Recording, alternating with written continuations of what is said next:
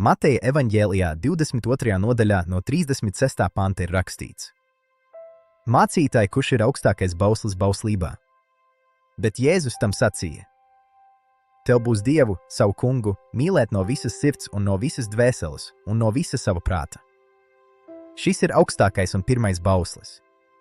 Otrs tam līdzīgs ir: Tev būs savu tuvāku mīlēt kā sevi pašu. Šinīs abos baušļos ir saņemta kopā visa bauslība un pravieši.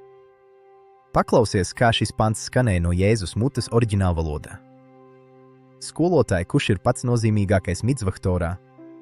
Jēzus atbildēja, citējot 5. Mūzes grāmatas 6. nodaļu un 5. pantu. Mīli kungu, savu Dievu ar visu savu sirdi, ar visu savu dvēseli un visu savu prātu.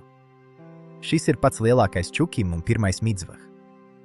Bet otrs mišpatim ir tam līdzīgs micvah, un Jēzus citē 3. Mūzes grāmatu 19. nodaļu un 18. pantu. Mīli savu tuvāko kā sevi pašu.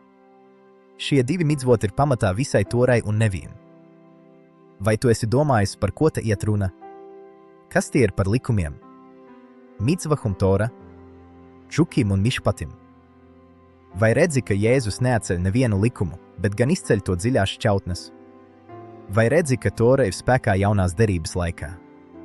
Kā tas ir rakstīts Jeremijas grāmatas 31. nodaļas 33. pantā? Kā tu lasi savā bībelē?